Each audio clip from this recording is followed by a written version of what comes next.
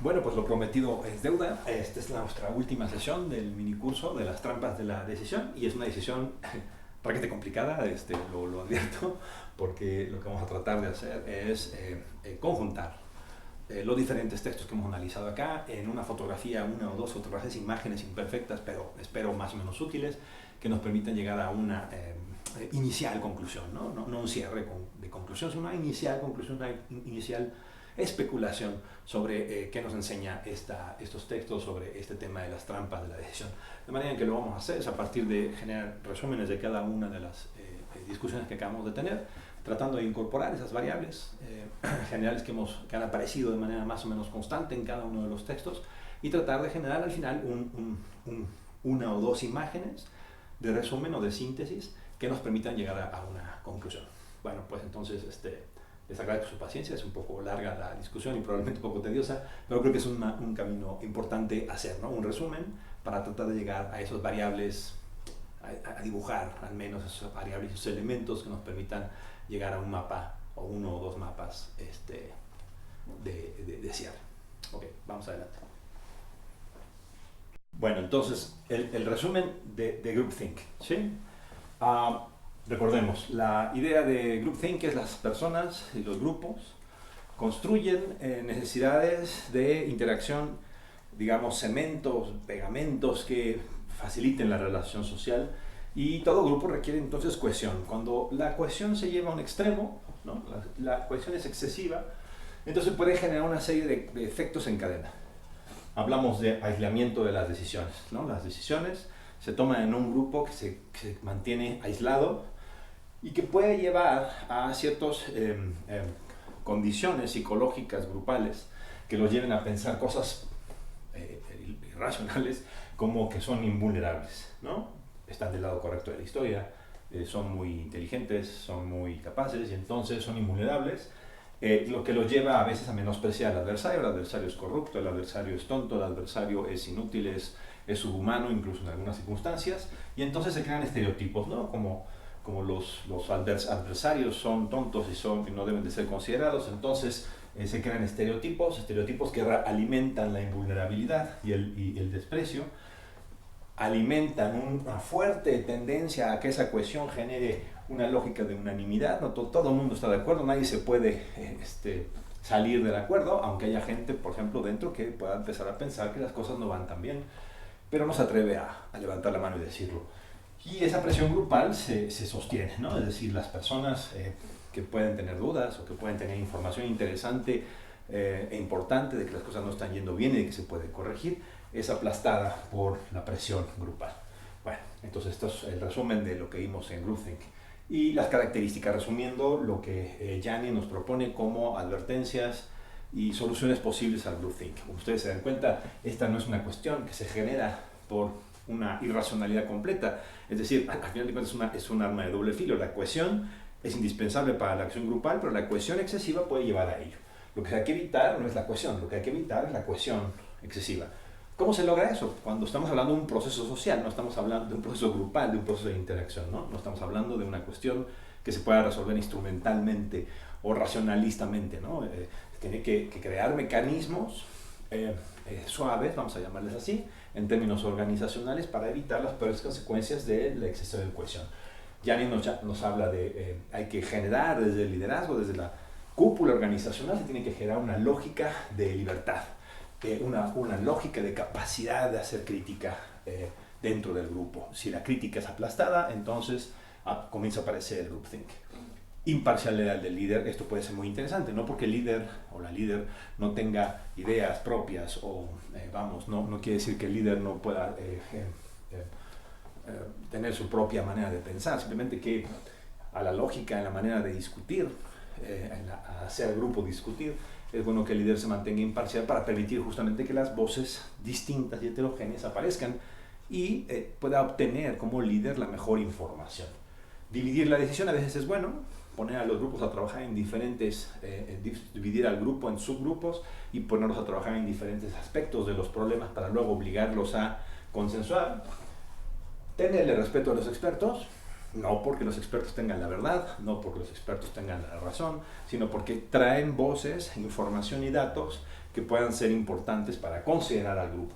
Los expertos no acaban decidiendo, ¿no? Lo que acaban decidiendo es el grupo y el líder en un grupo, pero lo bueno es que este líder tiene que buscar esa información y aceptarla con el fin justamente de, ¿no?, evitar que las alternativas desaparezcan, que sean aplastadas, ¿no?, y que se cree este círculo vicioso de invulnerabilidad y de cerrazón racional que el groupthink genera, porque siempre entonces hay alternativas, y por ello incluso Janis propone una solución práctica también muy interesante, ¿no?, y que hemos hablado en otros lados. Siempre construyen en un grupo la idea del abogado del diablo, alguien que tiene el papel y que todo el mundo sabe que su papel es estar pensando alternativas diferentes y criticar las alternativas que se han establecido. Bueno, entonces este es el resumen de Janis, que nos va a servir mucho en los siguientes casos. Bueno, entonces en el caso del texto de SenseMaking, recordarán ustedes el punto fundamental: las organizaciones, al final de cuentas, no son nuestros instrumentos, no son instrumentos a nuestra disposición, sino son criaturas sociales, están compuestas de personas que requieren interpretar, que requieren construir el sentido de lo que hacen, y que los procedimientos, las reglas, las misiones, las órdenes organizacionales se tienen que interpretar. Preferencias, creencias, no son algo preexistente en los seres humanos, sino es construido también a la vez, socialmente, grupalmente, organizacionalmente. Cuando las organizaciones plantean reglas, cuando plantean acciones, formas de actuar, construyen un entramado con los seres humanos de interpretación y consolidación de un sentido. Ese sentido es el que hace que las personas sepan qué hacer en los casos que tienen que enfrentar en una organización, y racionalicen y construyen que hay formas adecuadas y no adecuadas de hacer las cosas. Racionalizan y construyen la manera en que se establece lo que es correcto organizacionalmente hablando. Claro, eso porque las personas viven en la realidad, no en el mundo del diseño, sino viven en el mundo de la operación. Y en el mundo de la operación lo que tú tienes es situaciones. Tú enfrentas situaciones que son distintas cada día, cada vez. Y tienes que darle sentido, porque cada situación te genera un nuevo dilema. Y eso sería una locura, ¿no? Si tú tuvieras que enfrentar todos los días cada situación de una forma particular o distinta, pues te volverías loco, ¿no? No tendrías tiempo de actuar y las posibilidades de error serían mucho más grandes, y entonces tú generas compromisos con otras personas, generas compromisos con transacciones, digamos, con esas otras personas, con el contexto, con el sentido de interpretación que la organización te da, porque eso te da una guía de acción. Bueno, el sentido es un arma de doble filo, ¿no? Es un arma de doble filo porque al final de cuentas las personas van a reaccionar ante situaciones distintas a partir de las guías que construyen con el sentido que la organización les ha permitido construir, ¿no? Cómo generar entonces el equilibrio entre las reglas, la lógica organizacional, el contexto que siempre es cambiante, y las situaciones que las personas se enfrentan todos los días. Los accidentes que vimos en esa sesión nos hablan justamente de cómo las personas, enfrentando situaciones particulares, se enfrentan a ellas utilizando esas guías y tratando de interpretar esas guías, a veces en situaciones, en condiciones que los llevan a desastres y a ir en contra de sus propios intereses, es decir, a trampas de la decisión, como lo hemos llamado en este curso. Al final, Wake nos propone algunas guías, ¿no? Nuevamente estamos ante la misma lógica que en SenseMaking, ¿no? Que en GroupThink. No estamos hablando de algo que se pueda resolver con un manual. No es que exista el manual anti-GroupThink o el manual anti-SenseMaking equivocado. No existe tal manual, porque lo que estamos hablando es que los errores y las trampas se producen socialmente en la interacción de las reglas, las personas, las situaciones, el contexto. Y entonces la guía final que Wake nos propone es, bueno, a ver, primero hay que advertir, ¿no? Hay que tocar siempre la realidad. Una cosa son las ideologías, las ideas abstractas, las misiones más elevadas, que son importantes para todos los actores, ¿no? Los actores necesitan motivarse y pueden perseguir grandes valores, grandes objetivos, pero nunca deben de dejar de tocar la realidad y sentir que esa realidad es cambiante, es plural, es desordenada, es caótica. Eso le permite a las personas que están actuando en una lógica organizacional nunca separarse y evitar separarse de lo que dice la regla, de lo que dice la organización, de lo que dice el líder o la ideología respecto de lo que pasa en la realidad. Segundo, dice hay que triangular, es decir, a veces las cosas no te funcionan y entonces o si te funcionan en una cierta circunstancia pero no en otra, y triangular significa ¿y por qué no me está funcionando aquí en esta situación pero en la situación B sí? O viceversa. Y entonces triangular implica poner dudas y decir, bueno, a lo mejor la manera en que lo estamos haciendo e interpretando no es la más adecuada, porque funciona a veces, pero no funciona siempre. Afiliar. Arma de doble filo, pero necesaria. Es decir, al final de cuentas tú requieres platicar, hablar con personas y a veces incluso pues, comprender lo que están diciendo y lo que están pensando y tratar de entenderlo, ¿no? Muy importante, escuchar para poder entender a las otras personas y saber que su perspectiva distinta no necesariamente es ilógica o ilegítima. Deliberar, ¿no? Darse tiempo a razonar lo que uno está haciendo. No pensar que porque salió bien 100 veces, la situación 101 va a ser exactamente igual y va a funcionar bien. Puede ser que salga mal y entonces siempre hay que detenerse a pensar, tener momentos de deliberación para incluso autocriticarse y decir algunas cosas no están saliendo bien o la organización está equivocándose en ese sentido. Y por último, dice Wake, hay que consolidar. Básicamente lo que significa es tratar de pensar cuál es la gran fotografía. No quedarse con el pedazo en el cual uno vive y en el cual uno está enfrentando, sino tratar de pensar, ¿y esto que yo estoy haciendo, cómo impacta a otros? Y cómo lo que otros hacen impactan, y al final de cuentas, ¿qué es el producto final que estamos generando? Tal vez somos muy eficaces, tal vez muy eficientes, pero a lo mejor somos muy mal vistos afuera. Tal vez creemos y sentimos que estamos haciendo muy bien las cosas, pero si consolidáramos nos daríamos cuenta de que no todo el mundo está de acuerdo o de que el efecto final que estamos alcanzando no es necesariamente el que buscábamos, ¿no? Bueno, entonces este sería el resumen de Sense Making the Wake. En el texto de Paradojas de Política Pública, lo que involucramos en nuestra discusión es el tema de la interacción de criterios encontrados ineludiblemente. Las trampas de la decisión tienen que ver en gran parte justamente porque la realidad es compleja y plural y los actores y las personas piensan distinto y hay una lógica digamos sistémica detrás de esa interacción. En otras palabras, lo que uno, como es una lógica de interacción múltiple, lo que uno intenta hacer en un punto afecta ese punto, pero luego puede tener implicaciones en otras partes de la realidad, implicaciones que no necesariamente se pueden prever. En parte, en el punto particular que vemos con el texto de Deborah Stone es justamente la contradicción entre criterios, ¿no? Una sociedad plural y compleja, dinámica, de muchas interacciones, implica que ninguna de las soluciones que planteamos y podemos plantear son unilaterales. Tratando de ser eficiente puede ser poco justo, tratando de obtener justicia puede ser poco equitativo.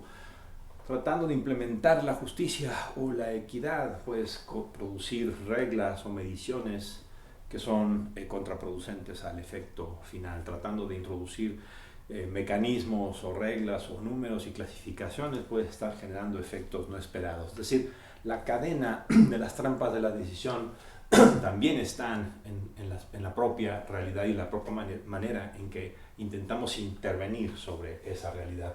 Por eso Deborah Stone nos plantea permanentemente en el texto que estamos hablando, al final de cuentas, de una lógica política y nos pone un gran énfasis en decir, depende de cómo vayamos construyendo tres modelos particulares, ¿no? Nuestro modelo de razonamiento, nuestro modelo de sociedad y nuestro modelo de hechura de políticas públicas, que están profundamente interactuando y están relacionados. Si tú tienes un modelo de razonamiento racionalista, verás a los seres humanos como instrumentos, los verás como relativamente simples en términos de su interacción y de lo que buscan y de sus intereses, y por lo tanto te llevará a un modelo de sociedad, por ejemplo, donde tú puedes pensar que la política se reduce a una lógica de mercado, ¿no? Y si es una lógica de mercado, entonces tus instrumentos tienen que ver justamente con esa lógica de interacción de individuos aislados que no están en un contexto social, y tu modelo de política pública será ese. Ella propone evidentemente un modelo diferente, un modelo que parte de la lógica de la polis, es decir, en otras palabras, de personas heterogéneas con diferentes valores emocionales, no solamente instrumentales, sino solamente racionales, lo cual lleva a un modelo de sociedad muy diferente a la lógica del mercado, un modelo en realidad donde cada persona no está en una burbuja aislada como individuo, sino en realidad cada persona depende de la interacción con otras personas, lo que implica justamente que estos criterios se discuten, son debatibles, no siempre funcionan como se espera, y el modelo de hecho de políticas tendría que ser muy distinto a solamente imponer o racionalmente plantear que las evidencias son suficientes para convencer a todo el mundo de que una política pública es adecuada o correcta. Siempre habrá la pregunta, ¿quién está diciendo que tal política es correcta o tal decisión es adecuada? Y siempre habrá la tentación, y aquí comienzan las trampas de la decisión, a pensar que los demás están equivocados, lo que ya hemos estado discutiendo antes, ¿no? En los otros modelos están equivocados y por lo tanto tú tienes la razón, y te encierras, digamos, en una dinámica donde olvidas, dice Deborah Stone, que muchas de las trampas en las cuales caemos es por olvidar que los seres humanos, a final de cuentas, no solamente somos racionales e instrumentales, sino también tenemos pasiones, y las pasiones tanto nos ciegan como nos permiten enfatizar la acción y enfatizar la manera en que queremos actuar. Por ello, dice, a final de cuentas, nuestras trampas, digamos, las paradojas se pueden generar porque no somos capaces de comprender cómo nuestras lógicas de influencia son múltiples y diversas. A veces tienen que ver con comportamientos estratégicos e incluso con engaño, a veces con coerción. Tratar de identificar cuándo estamos en realidad utilizando una influencia coordinativa o cooperativa, no solamente competitiva, por ejemplo, puede llegar a ser importante para escaparse, digamos, de las fórmulas simples de que los seres humanos son instrumentos manipulables relativamente fácil a partir de criterios ex ante, como que son actores racionales simplemente. Cuestiones como lealtad entonces pueden aparecer, y la lealtad, por cierto, es un abanico, ¿no? Donde no solamente hablamos de la lealtad incondicional, también puede ser una lealtad condicional. Las trampas de la decisión, las paradojas, aparecen y son ineludibles a final de cuentas, ¿no? Primer punto. Segundo punto, son ineludibles porque a final de cuentas en una lógica, en una sociedad plural, se generan un número de interacciones tan complejas que los efectos no pueden ser previsibles. Tú afectas un punto de la realidad y vas a tener efectos en otros. Tercero, porque los que están interviniendo esa realidad son seres humanos que requieren guías, modelos de razonamiento, modelos de intervención, y requieren pues legitimarlos, construirlos, aceptarlos, y a veces los acaban imponiendo de una manera reducida, de una manera ciega, de una manera limitada, sin comprender, ¿no?, la lógica de la polis o la lógica política que está detrás de tratar de intervenir sobre la realidad y tratar de evitar al mismo tiempo las peores trampas o las peores paradojas de la acción y de la decisión. ¿Okay? Entonces, el resumen de paradojas de Deborah Stone. Bueno, accidentes normales, ¿no? Bueno, este es un tema bien importante porque, digamos, de alguna manera, ¿qué sucede cuando de lo que estamos hablando? Es de que estamos interviniendo sobre realidades intrincadas. Estamos interviniendo sobre realidades sobre las cuales no tenemos un control perfecto, no tenemos un control completo. No conocemos y ni podemos saber, ni técnicamente ni con las mejores bases de información, todas y cada una de las interacciones que se están generando en un sistema. Los sistemas pueden llegar a tener cientos de elementos. Esos cientos de elementos interaccionan, otra vez la palabra, contextualmente, situacionalmente. Y entonces el diseñador de los sistemas es una persona, a final de cuentas, ¿no? Puede utilizar tecnologías y puede utilizar datos, pero esa persona tiene que interpretar y tiene que construir modelos, como nos dijo Deborah Stone en las paradojas de política pública. Y esos modelos acaban siendo importantes porque a final de cuentas simplifican una realidad compleja y nos permiten como seres humanos actuar sobre ellas, aunque no tengamos control de todos y de cada una de las interacciones, porque justamente la lógica sistémica, recordemos, es una lógica de interacción, ¿no? Lo que produce el efecto del sistema, estrictamente hablando en sentido teórico, no puede ser controlado, no puede ser diseñado, El efecto del sistema es, al final de cuentas, el efecto, el subproducto, incluso podemos decir, de la interacción, ¿no? El efecto del sistema es un subproducto. Pensar que uno puede controlar el efecto de un sistema es ilusorio. Conforme más complejo es el sistema, más ilusorio es uno, porque al final de cuentas el propio concepto del sistema es que lo que produce un sistema se debe a la interacción de sus elementos con el contexto, y por definición el contexto es impredecible. El contexto termina siendo móvil, dinámico, caótico incluso. Bueno, entonces digamos, cuando nosotros diseñamos sistemas, la trampa de la decisión es pensar que tenemos el control del sistema. Primer error. Segundo error, ¿no? Cuando diseñamos sistemas, pensamos que podemos tener la tecnología y la información para identificar todas las interacciones. Lo que muestra accidentes normales es que eso en realidad es lo contrario. Lo único cierto es que los accidentes van a pasar. Que los accidentes no son patologías. Que los accidentes son el producto de nuestro modelo mental de construcción de un sistema, y el hecho de que los efectos de un sistema son subproductos, no es algo que se controla, sino es algo que se produce por la interacción. Y a veces pequeños cambios en la interacción hacen grandes modificaciones, como dice la teoría del caos.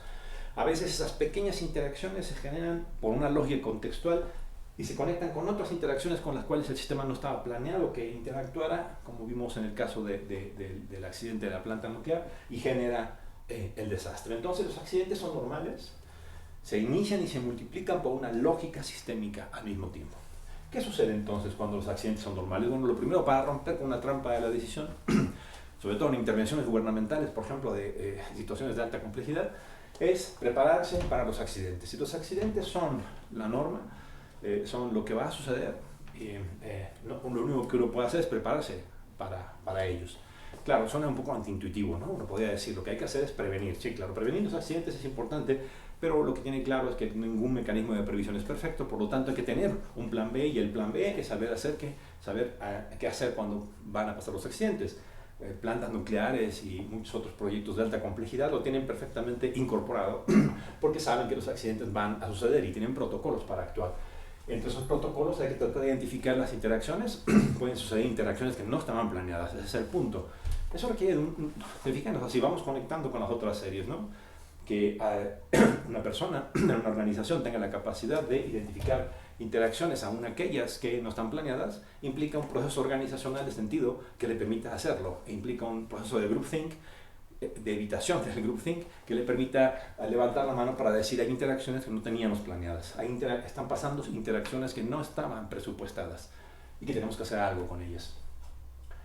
Aparece esto que aparece en varios de los textos que hemos analizado, ¿no? El respeto por la operación. Al final de cuentas, los que están ahí dentro, los que están en la acción, los que tienen que enfrentar en la realidad los dilemas, conocen mucho, saben de lo que están hablando, saben cómo lo están intentando resolver, no siempre es la mejor manera, y no quiere decir que sean, lo que saben perfectamente cómo resolver las cosas, pero el respeto por la operación acaba siendo muy importante.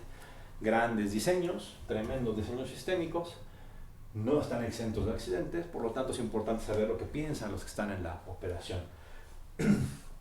Los accidentes implican resiliencia, hay que prepararse para ellos, hay que tener compromiso con ellos. ¿Por qué? Bueno, porque implica saber aceptar los errores, por ejemplo. Implica saber levantar la mano y decir nos equivocamos y ahora hay que hacer algo. Implica tener la valentía y la posibilidad organizacional y grupal de pensar alternativas distintas a las que se habían pensado antes. Y eso es resiliencia, a final de cuentas, ¿no? Nos podemos equivocar, todos nos equivocamos.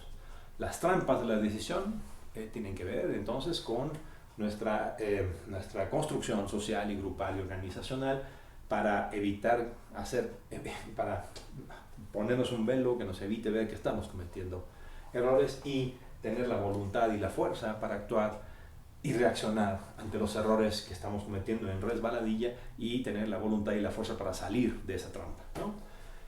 El respeto por la experticia, ¿no? También aparece en el caso de accidentes normales, nuevamente enfatizando, no porque los expertos, las expertas tengan la verdad, no porque haya que hacerles caso todo el tiempo, sino porque tienen información importante que los tomadores de decisión requieren considerar aún les duela, así sean información, datos, evidencias de que las cosas no están funcionando y el ego del grupo, del líder, de la organización se vea lastimado. Pues sí, prepararse para los accidentes implica probablemente en ese sentido también prepararse para que tu ego sea un ego mucho más seguro y no un ego que requiere de un compromiso único y un dogmático apoyo a la decisión que se había tomado desde el principio. Bueno, este sería el resumen entonces de accidentes normales. Bueno, cuando hablamos ahora, ¿no?, de este texto de Pensando como el estado Seeing like the state de Scott, ¿qué es lo que vimos? Bueno, Scott parte de la premisa de que los estados requieren realizar una operación, ¿no? Y los estados modernos, los estados contemporáneos sobre todo, se han visto cada vez más envueltos en una creencia de racionalidad que implica que intervienen sobre la realidad y que la pueden cambiar y transformar. Eso implica, dice Scott, una operación muy compleja, una operación mental, política compleja, que es hacer a la realidad inteligible. La realidad parece en primera instancia, cualquier que lo quiera observar y quiera entender, un desorden, un caos. Las personas toman decisiones, actúan, cambian, cometen errores, las pasiones aparecen, hay terremotos, hay huracanes, cambia la realidad, buscamos hacer un buen efecto y provocamos un mal efecto, una mala consecuencia. Entonces la realidad es caótica y los seres humanos requerimos modelarla, ¿no?, simplificarla, hacerla inteligible. Para hacerla inteligible, la operación, dice Scott, es una operación, la operación mental del Estado, por llamarle de alguna manera, termina siendo una lógica de control, ¿no? Es decir, cómo hacemos que esta realidad caótica deje de ser caótica.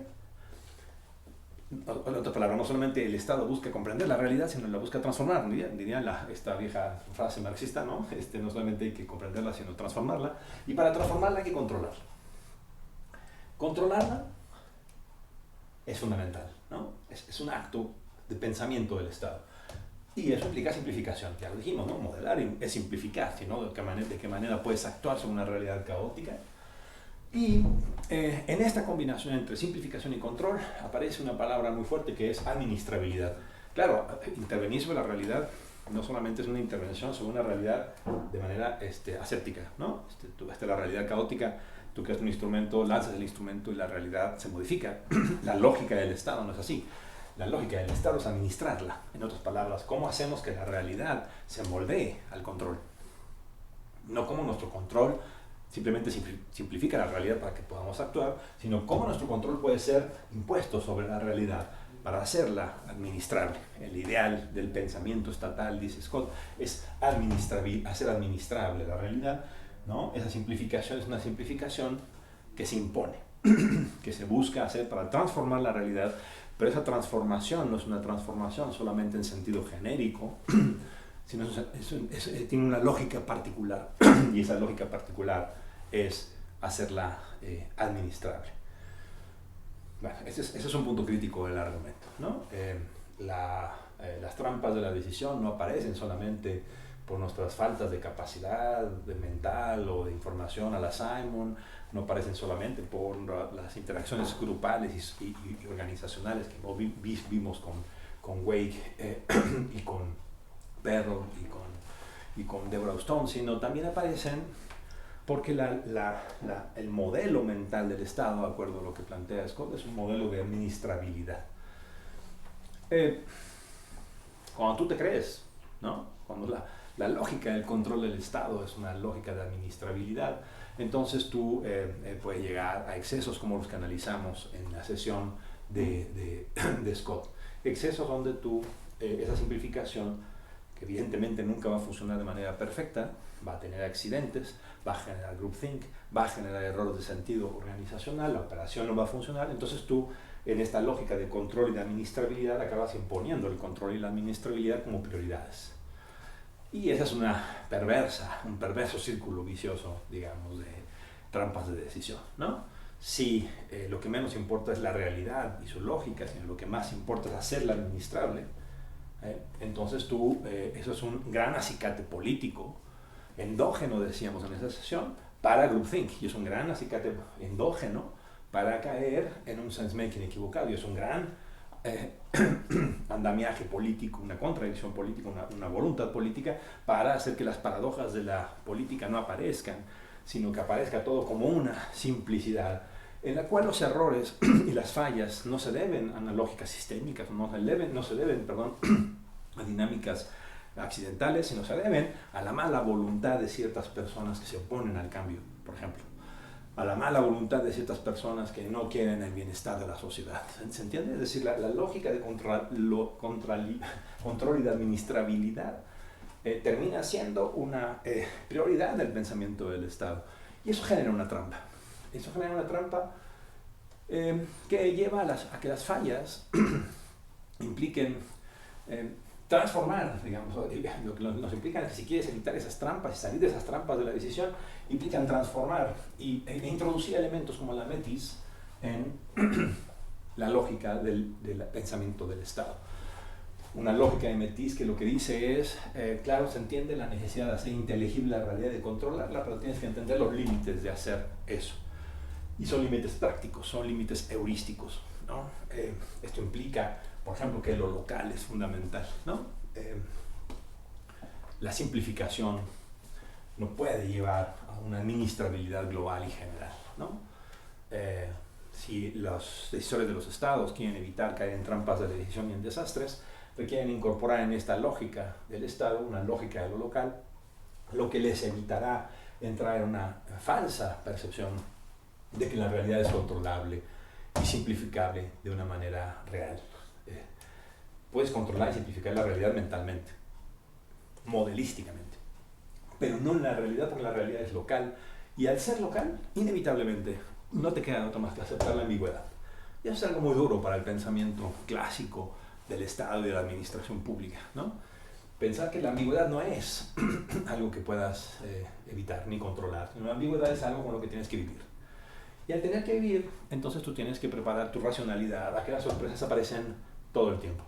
Si quieres enfrentar las sorpresas, como vimos, ¿no?, en los textos de Normal Accidents, en el texto de Sense Making, en el texto de Douglas Stone, y tú quieres plantearse el respeto por la operación, tienes que aceptar la ambigüedad y tienes que aceptar la posibilidad de la sorpresa como parte del mecanismo.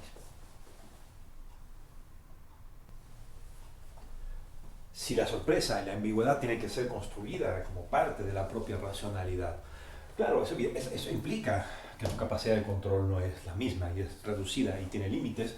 Eso implica que tu simplificación tiene que ser siempre una simplificación que tú sabes que es relativa, que es modelística, que es un juego, que no es una simplificación perfecta, y por lo tanto que cuando tú quieres hacer administrable la realidad tendrás límites y vas a generar consecuencias no deseadas y vas a generar efectos no esperados.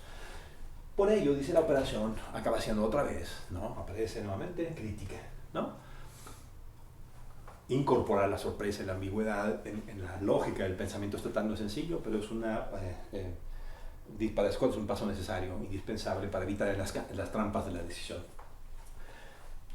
Aprender a veces a que pequeños pasos son mejores que grandes transformaciones. Aprender a veces que tienes que tener un plan de reversibilidad, sobre todo en proyectos muy ambiciosos que pueden generar consecuencias no deseadas, graves. Hay que saber poner alto e incluso plantear la reversa y saber qué vas a hacer en el caso de que eso tenga que hacerse, ¿no? Al final estamos hablando de actores políticos, ¿no?, como bien nos dijo Deborah Stone, y esos actores políticos, claro, se quieren proteger y no quieren ser acusados de ser tontos o equivocados, pero justamente ante una realidad que se mueve de esta dinámica es muy bueno saber incluso cómo puedes presentar la reversibilidad como una virtud y no como una falencia, una falla, ¿no? Planear para sorpresa, que suena rarísimo, pero ya lo vimos con Wake, ¿no? Planear para sorpresas es posible, y también lo vimos con Scott, ¿no? Con Perru. Planear para sorpresas es posible, tú tienes que saber estar preparado mentalmente, administrativamente, organizacionalmente para enfrentar las sorpresas y para aceptar que los seres humanos son a final de cuentas una pieza de cambio, de innovación, de sorpresas también, de emociones y pasiones que terminan siendo en realidad, al final de cuentas, el último ¿no? sujeto, el último objetivo de cualquier intervención social, ¿no? Que en una lógica de modelización y simplificación, a veces los estados olvidan que de lo que estamos hablando es de personas y que las personas participan, que las personas se mueven y que las personas afectan lo que uno hace, ¿no? Las trampas de la decisión para Scott están íntimamente construidas dentro de la propia lógica, de la manera en que pensamos al Estado y su intervención, una lógica de control, de simplificación, de administrabilidad que termina muchas veces generando estos desastres de las trampas que hemos discutido en este curso. El texto de La marcha de la locura de Tughman nos dice, al final de cuentas, digamos en este camino que hemos seguido en el curso, estamos hablando de actores políticos, estamos hablando de actores en contextos históricos, en contextos particulares, estamos hablando de gente con ambiciones, estamos hablando de gente con capacidades para modificar la realidad, transformarla, con misión, con idea, a veces con ideología, con motivación y voluntad. Todos los elementos se combinan y pueden combinarse para generar una marcha paradójica a la negación de la racionalidad, ¿no? Eso, dice Deborah Stone, ha sucedido, es una cuestión atemporal, es una cuestión cultural, ¿no? Es decir, puede pasar en cualquier momento de la historia, puede pasar en cualquier cultura, cualquier ideología, y es, por lo tanto, un fenómeno universal que valdría la pena estudiar. No todos los gobiernos caen en las trampas ¿no? en el marcha hacia la locura, ni mucho menos. Son casos incluso en algún sentido extremos, pero las consecuencias que suceden en ellas, por ellas es muy grave, ¿no? En el fondo, digamos, el autoengaño del que habla Tughman es un autoengaño que cruza todos los elementos que hemos venido discutiendo en el curso. Psicológico, grupal, organizacional, sistémico, político. Cruzan porque al final de cuentas cuando ponemos todos esos elementos en una esfera y los vemos juntos, estamos hablando de seres humanos con ego, y el ego a veces es una fuerza muy poderosa para caer en estas trampas. Pero también hay otras, ¿no? Cuando se combina, por ejemplo, con ideas de una misión divina.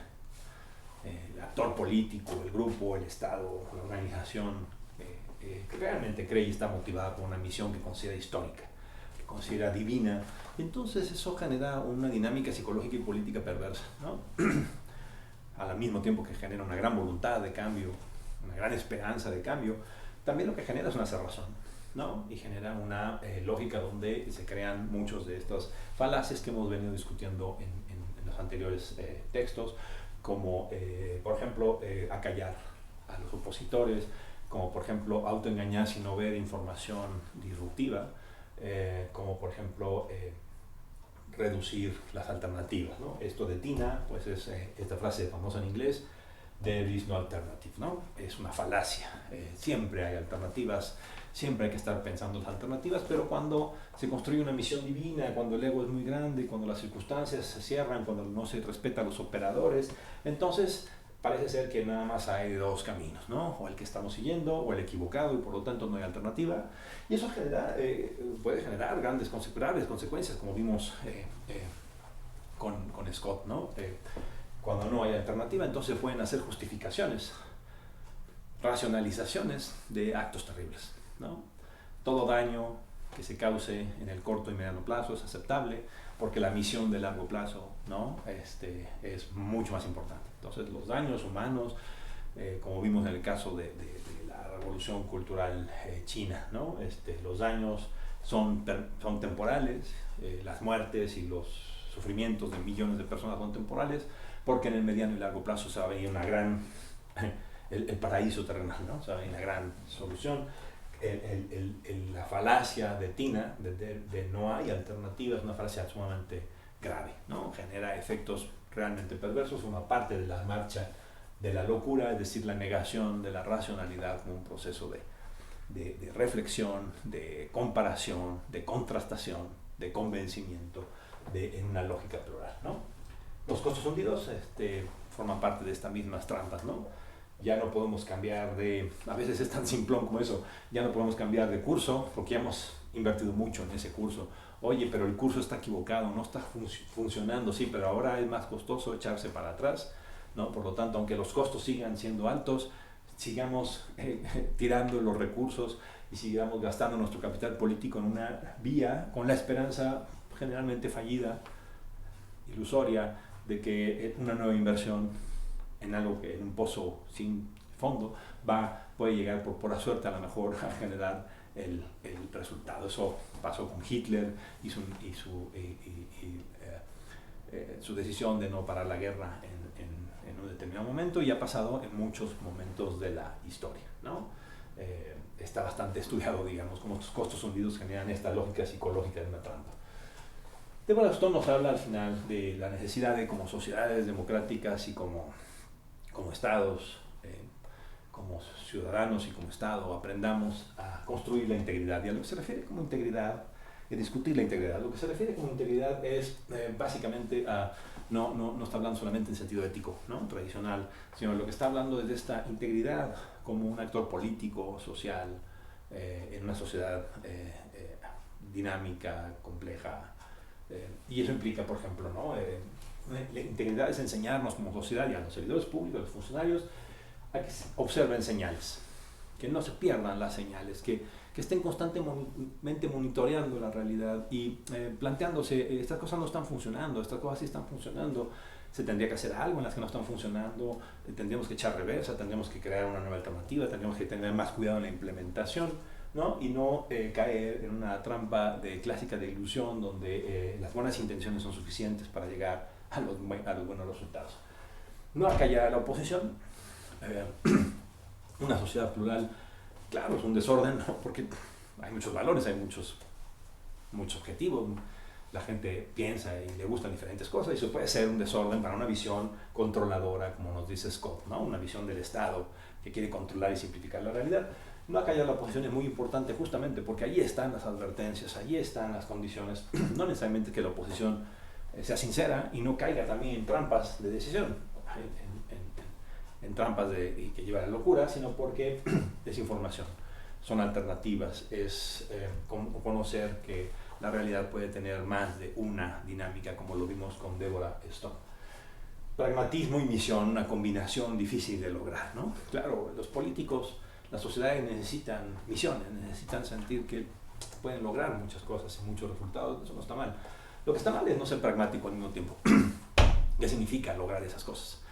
Si son de alta ambición, si hay riesgos involucrados, ¿no? El pragmatismo tiene que ser, dice Deborah Stone, en este caso Barbara Tuchman, tiene que ser una parte de la enseñanza como sociedad, la enseñanza en las escuelas, en las enseñanzas de las escuelas de administración pública, de políticas públicas, de aquellos que forman parte del gobierno, es tener esta capacidad también de ser pragmáticos, de comprender los efectos de la realidad, de la práctica de las operaciones, ¿no?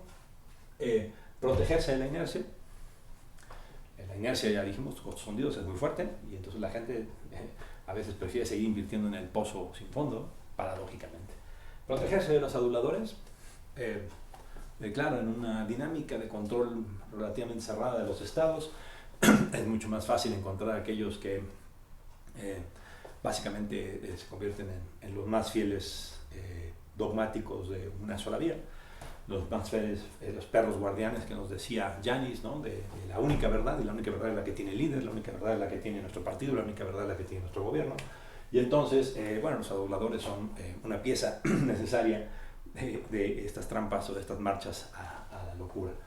Y los costos hundidos, de los cuales ya hemos hablado. Bueno, este es el resumen entonces de la marcha de la locura de Tuchman. Tratemos entonces una cosa bien complicada, ¿no? Pero tratemos ahora de integrar, ¿no? Y tratemos de ver si podemos llegar a una integración relativamente lógica de todos los muy diferentes textos, de muy diferentes perspectivas que hemos visto en este minicurso, y tratemos de ver si esas lecciones están ahí, ¿no? Y al menos algunas lecciones, ya, al menos alguna integración, porque evidentemente estamos hablando de disciplinas, autores, objetivos muy diferentes en todos los textos que hemos planteado, pero el punto no es, a final de cuentas, sino tratar de encontrar esos puntos que nos hagan entender mejor qué es esto de las trampas de decisión. Un primer bloque podría ser plantearnos estos supuestos de partida, ¿no? De alguna manera, ¿no? La mayor parte de los test, sino todos, nos está diciendo más o menos esto, ¿no? Estamos hablando de una realidad, que es una realidad compleja y heterogénea.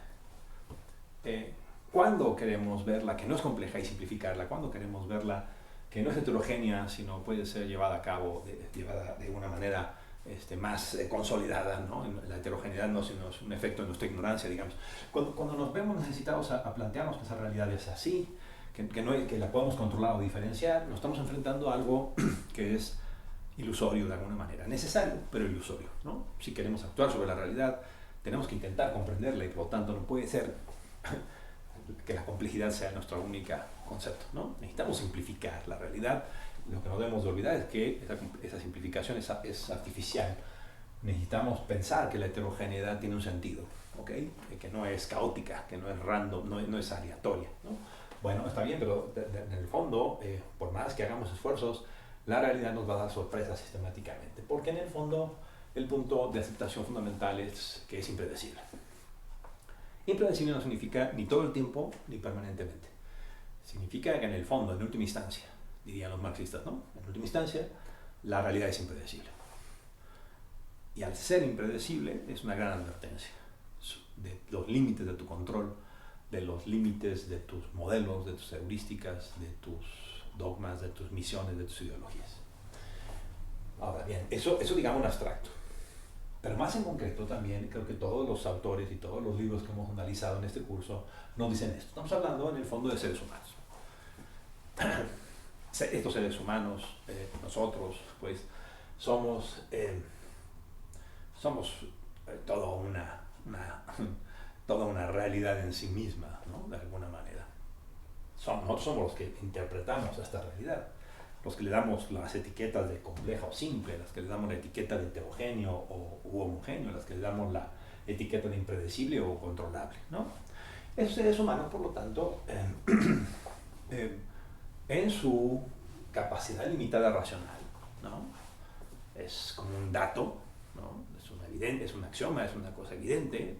Somos mortales, no tenemos ni el tiempo, ni las capacidades mentales, ni neuronales para comprender toda la información y comprender todas las realidades. En realidad somos una pequeña pieza de una realidad mucho más compleja. Y nosotros construimos a través de racionalidad limitada poderosos instrumentos de simplificación, de control, de influencia, y necesitamos de esos procesos. A veces lo hacemos sin la conciencia clara de nuestra limitada racionalidad, ¿no? Somos políticos. ¿Qué sería esto? Bueno, al menos en muchos de los textos que hemos analizado significa que tenemos valores y por lo tanto fines distintos e irreductiblemente distintos. ¿Qué significa eso? Significa que no hay una regla de oro respecto de qué valores es más adecuados que otros, qué valores son correctos y cuáles son incorrectos, cuál es la línea exacta entre lo bueno y lo malo, lo adecuado y lo inadecuado. No existe tal cosa. Sin embargo, tenemos que vivir juntos, tenemos que comunicarnos, tenemos que relacionarnos, tenemos que juntarnos, tenemos que separarnos, y eso implica capacidad política, convencimiento, discusión, conflicto, a veces negociación, a veces concesión, a veces decisión estratégica. Al ser políticos de partida, digamos, el axioma fundamental es que la política existe porque los seres humanos irreductiblemente somos distintos y tenemos valores que irreductiblemente no pueden ser procesados de una manera homogénea, ni como si hubiera una regla de verdad de cuáles son los valores correctos y cuáles son los valores incorrectos. Y entonces la acción de los seres humanos para resolver problemas, para interpretar la realidad, para controlarla, sistematizarla, modelizarla, administrarla, son actos políticos. Son actos de ciertos actores con ciertos valores que quieren convencer a otros de que sus valores son los correctos y que se van a enfrentar siempre a otros que piensan distinto. Y que en ese proceso se genera un proceso de lucha, discusión, debate, ¿no? Que puede llevar a dinámicas como hemos visto en muchos casos, donde lo político se convierte en cerrazón, ¿no? Yo no puedo aceptar tus valores, no puedo aceptar tu crítica, no puedo aceptar esas alternativas, no porque yo sea tonto y no vea que esas alternativas no existen, sino porque soy inteligente y soy racional y político y me niego a aceptarlas porque sería un golpe político en contra de mí, ¿no? Ese tipo de dinámicas pasionales y sumamente racionales a veces forman parte de la ecuación, ¿no? No existe tal cosa como la objetividad, ¿no? En nada de lo que estamos hablando acá. La lógica subjetiva, intersubjetiva, política, forma parte de toda la discusión que hemos llevado a cabo en este minicurso. No olvidemos, los seres humanos, además,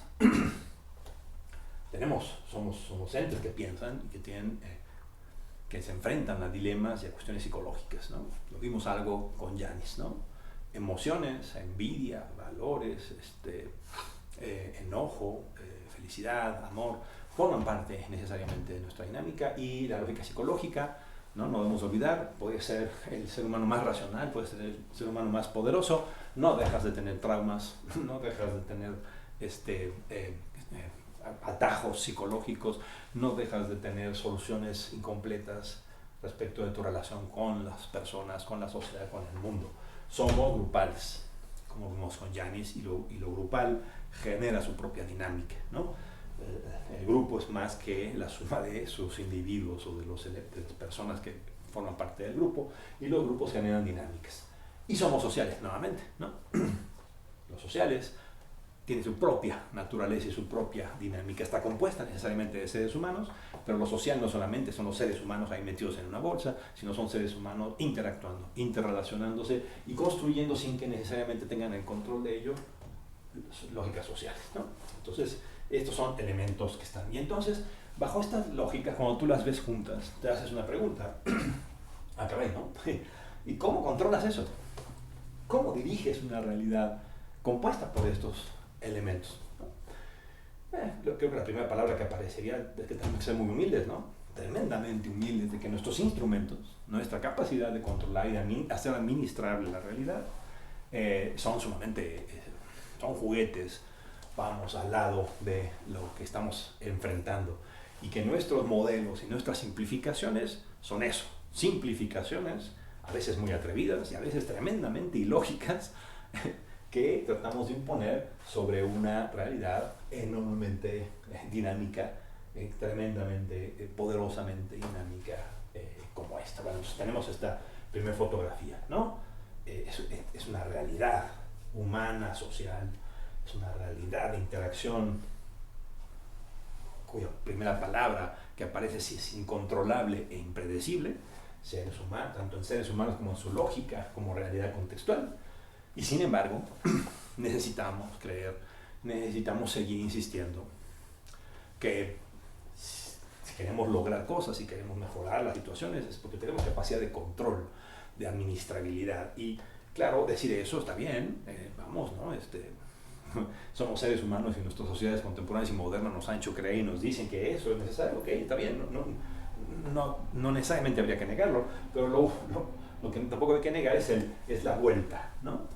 Para hacer esto manejable y controlable, hay que hacerlo administrable, hay que ligarlo a un proceso político, y ese proceso político acaba siendo fundamental de discutir y de plantearse, porque al final de cuentas, lo más fácil en realidad en esta lógica es caer en las trampas de la decisión.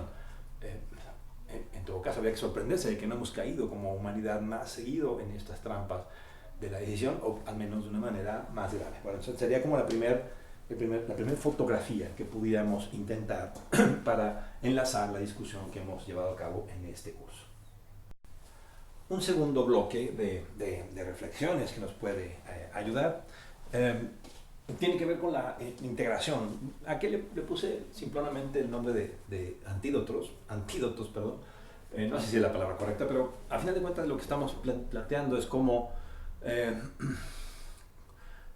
ir como discutiendo sobre el proceso político y social realista que podemos construir como sociedad, como gobiernos, para reducir las probabilidades de las trampas de la decisión. En esto ya creo que nos queda claro, no hay recetas, no hay recetas infalibles, debido a que las trampas de la decisión están construidas endógenamente en la dinámica política, organizacional, grupal y psicológica de la interacción humana.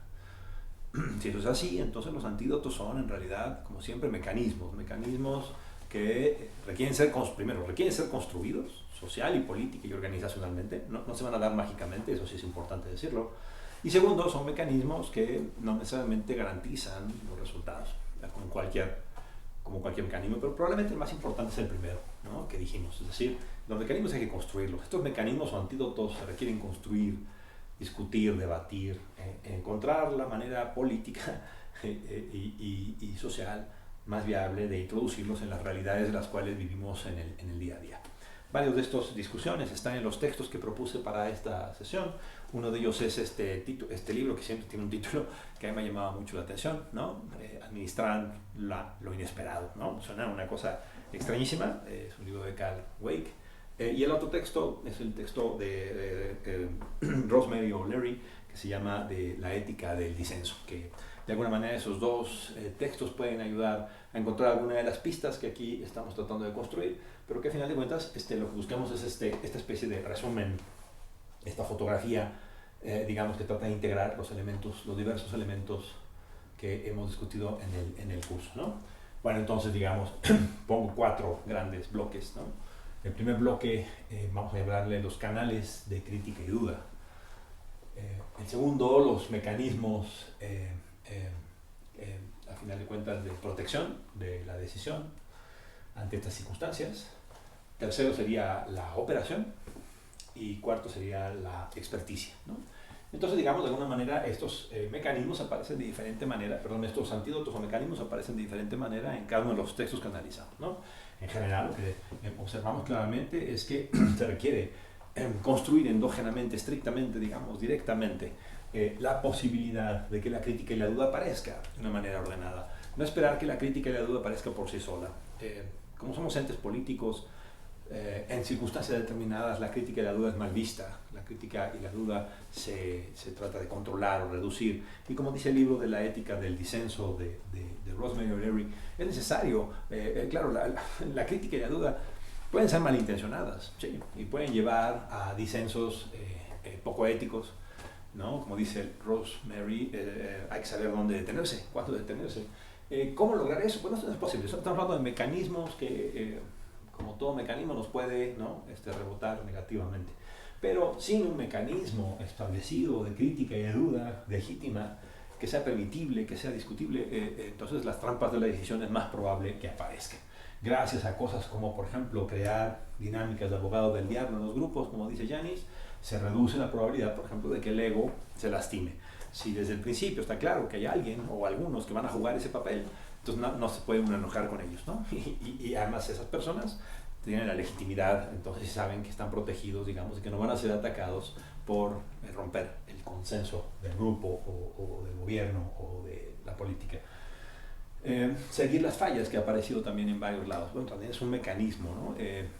A veces, y es cierto, lo que menos quieres ver como implementador y como decisor es las fallas, ¿no? Tú quieres que tu modelo sea perfecto y que no tenga, y que la realidad y la gente se dé cuenta que es una belleza de modelo y que por ser tan racional nadie debe oponerse a tu modelo, a tu política o a tu programa. Y bueno, lo que va a suceder todo lo contrario, si estamos hablando de un mundo político y social, como lo dijimos en la primera parte, entonces las fallas van a aparecer y lo más inteligente es tragarse el ego también y estar observando y seguir las fallas. Eso puede reducir, por ejemplo, evitar el autoengaño, ¿no? Reducir las probabilidades de que el autoengaño, que es una fuerza tan poderosa, psicológica y social en los seres humanos, aparezca, ¿no? Y entonces el autoengaño puede evitarse, ¿no? Esto que se llama la reducción de la disonancia cognitiva se puede reducir si las fallas son, ya lo dijimos, ¿no? Endógenamente construidas para ser seguidas también, ¿no? Es decir, tú sigues las fallas de una manera construida dentro de la organización o de la política o del grupo, evitando además la sobresimplificación, que ya vimos es una de las potentes fuerzas de la manera en que el Estado piensa, como dice Scott. El segundo antídoto que ponemos aquí es el de los mecanismos protectores, ¿no? Hay un grupo de mecanismos que sirven para tratar de poner diques a los errores, a las trampas de la decisión. Planear para sorpresas, o sea, ya lo dijimos, muy extraño, pero si las sorpresas las asumimos ex ante como inevitables, entonces hay que saber qué hacer cuando las sorpresas aparezcan. Claro, tú no sabes exactamente o necesariamente cuándo y qué tipo de sorpresas van a aparecer. Lo que sí puedes hacer es saber que van a aparecer y que tú tienes que tener y tratar de construir mecanismos organizacionales y grupales para atender esa sorpresa, lo cual implica resiliencia, ¿no?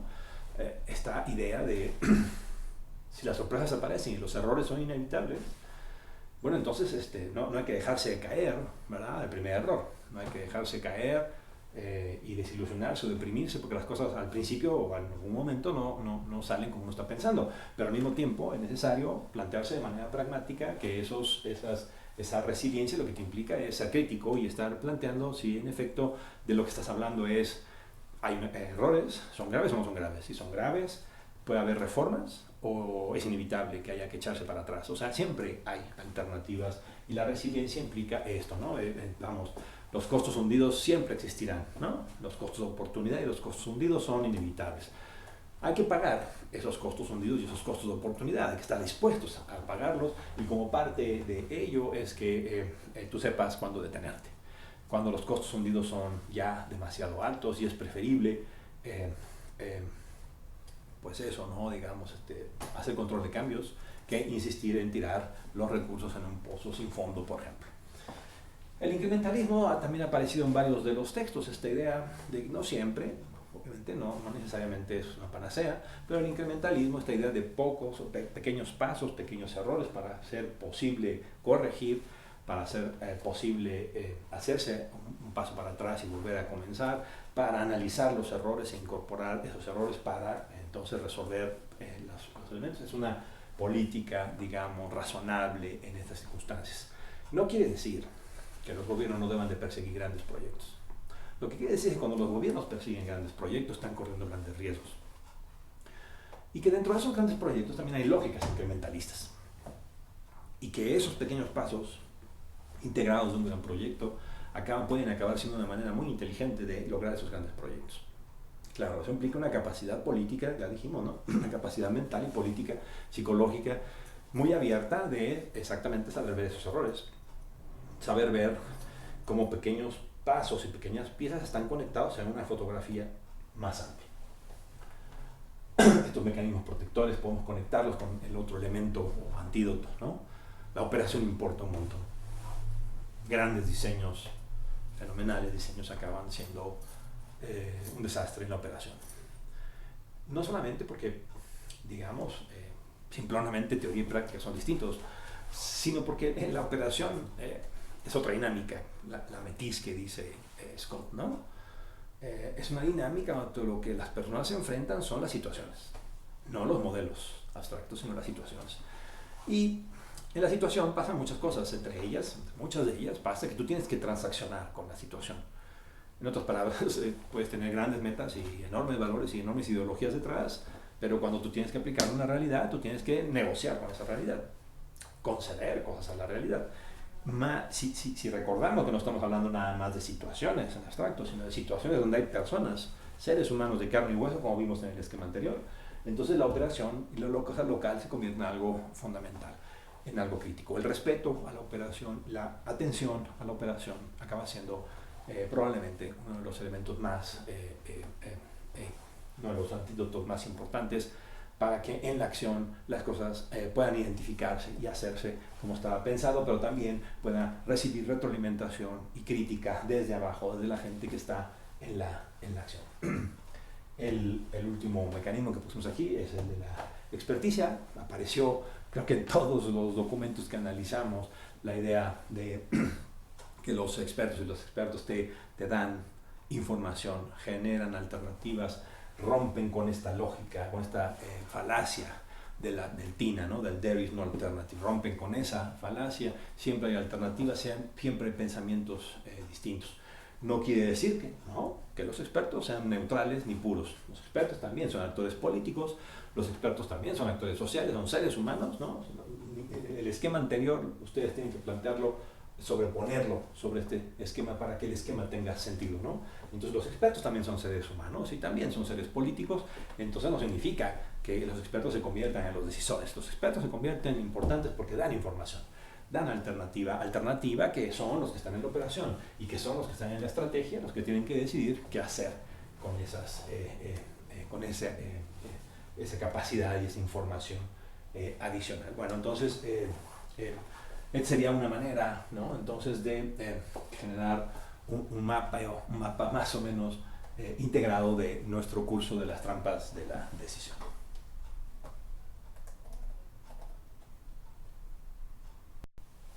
Pues hemos llegado al fin de nuestro minicurso sobre las trampas de la decisión.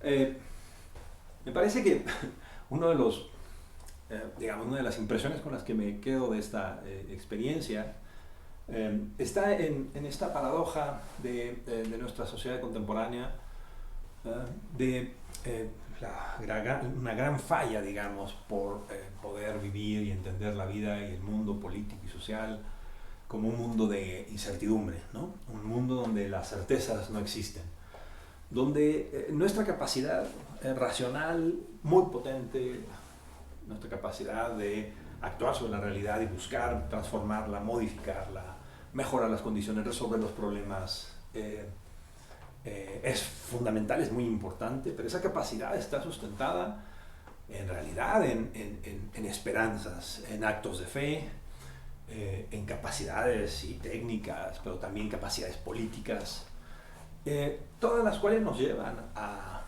mantener siempre la conciencia de que de lo que estamos hablando, a final de cuentas, es de seres humanos diferentes, plurales, heterogéneos, y que esa heterogeneidad y esos valores, esos fines tan distintos, junto con la conciencia de nuestra racionalidad que es limitada y junto con nuestra conciencia de que el contexto y la realidad es caótica y compleja, a lo que nos llevan, yo creo, no debería de ser a la desesperanza, digamos, y a la desilusión de que nuestros instrumentos políticos, administrativos, sociales son tan limitados que en realidad no son capaces de resolver ningún problema de manera contundente y de una vez y para siempre. Y la respuesta tiene que ser sí.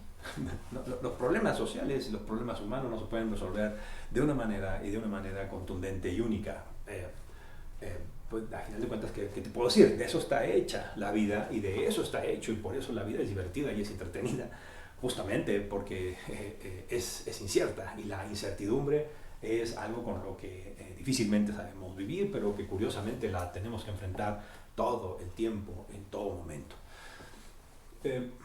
Bueno, esa primera cuestión, digamos, ¿no? El que estas evidencias de nuestra capacidad bastante limitada para resolver los problemas en una lógica, una realidad altamente incierta, no debería de generar desilusión, sino debería de generar emoción, y debería de generar, pues eso, una conciencia mayor de que hay que seguir en la ruta de pensar cómo estos seres humanos de racionalidad limitada en las circunstancias y en la realidad compleja en la que vivimos, sin embargo, somos capaces limitadamente y con problemas de resolver ciertas situaciones y de mejorar ciertas situaciones sociales y políticas. El segundo elemento, evidentemente, tiene que ver con la política, ¿no? Creo que trampas de la decisión lo que nos ha hecho es que, aunque vayamos a la psicología o a la teoría de grupos o a la teoría organizacional, a la historia, lo que observamos es que las trampas de decisión están cruzadas por una lógica política. Lógica política que hemos tratado vemos cada vez más y hemos tratado de entender como una lógica, en realidad, de seres humanos plurales, valores distintos, de la no existencia de un monopolio de la verdad, de la libertad pensada como justamente la posibilidad de pensar que el mundo puede ser distinto, que los valores pueden ser heterogéneos y que no existe una sola vara correcta para medir esos valores. Bueno, y entonces lo político forma parte de esta cruza, evidentemente, todo el proceso que hemos discutido aquí de las trampas de la decisión. ¿Qué hacer? Comprar nuevamente opciones políticas que nos ofrecen y nos prometen certezas. El costo de ellas es probablemente muy alto y se repetirá, porque además no es algo nuevo, ¿no? Regímenes políticos que se han tratado de construir bajo la idea de que se puede crear y diseñar sociedades con certezas, a partir de valores unívocos e inequívocos, parece ser, digo yo, a partir de lo que hemos analizado acá, que son exactamente una ruta al desastre, ¿no? Una ruta a las trampas, una ruta a la locura, como dice Tuckman. Sí, yo sé que la píldora que hay que tragarse es muy difícil, ¿no? La píldora que hay que tragarse es, fíjate, no tenemos una manera única de resolver los problemas. No hay una sola alternativa y no hay varita mágica, no hay bala de plata contra esto. Necesitamos experimentar, necesitamos cometer errores, necesitamos estar atentos a que cuando cometemos errores los podemos corregir, necesitamos saber que todos nuestros instrumentos son falibles, que nuestros instrumentos tienen costos. Por ejemplo, quieres instrumentar soluciones, implica control, implica recursos, implica política, implica coerción, implica negociación. No hay solución, instrumento político sin costos. Y no hay solución, instrumentos políticos y administrativos sin fallas. Y somos seres humanos y buscamos esconder las fallas. Y construimos dinámicas sociales y grupales para esconder y autoengañarnos de esas fallas. Y si eso es cierto, y además tú lo pones en un contexto político de una sola verdad, de una sola forma correcta de hacer las cosas, de una sola vía que promete una solución real y única, una promesa, yo creo, imposible de hacer, pero que se hace. Si tú juntas esos elementos, entonces lo que tú estás construyendo es una sociedad, una dinámica política, donde esas dinámicas de groupthink, de autoengaño, de eliminación de las alternativas, de la eliminación de las voces opositoras, se convierte también en un acto no solamente grupal, sino social. Y entonces no solamente, digamos, llevas a cabo una operación que termina reduciendo la libertad de las personas y que termina reduciendo la capacidad de las personas para pensar distinto, sino además las probabilidades de que caigas en unas trampas de decisión y en una marcha hacia la locura se incrementan exponencialmente. En fin, yo creo que se pueden aprender muchas cosas de estos elementos, como decir que no tendría por qué ser malo, pensarnos como sociedad, seguir pensándonos como sociedad y seguir avanzando en pensar cómo en un mundo de alta incertidumbre y de incertidumbre perenne, en un mundo político de valores heterogéneos y plurales, si la mejor forma de actuar no tiene que ver más bien con una enorme humildad respecto de nuestros instrumentos y de nuestras ofertas políticas y de nuestras promesas de transformar la realidad, en un espacio de apertura de la discusión, de apertura de discusión de las alternativas, de una construcción endógena de la incertidumbre y de la falta de certeza dentro de nuestros procesos políticos, dentro de nuestros procesos organizacionales, grupales y sociales. Yo creo que sigue valiendo la pena pensarlo de esa forma, o de otra manera seguir experimentando con opciones que nos ofrecen certeza, aparentemente, pero que en realidad es probable nos lleven a terribles consecuencias y trampas ineludibles de la decisión. Pues ha sido bien entretenido. Les agradezco a los que hayan seguido esta discusión. A mí me sirvió enormemente y me divirtió mucho, pero sobre todo eso me sirvió para acomodar un buen número de ideas y seguir pensando y discutiendo y dialogando sobre estos temas. Les agradezco mucho. Suerte.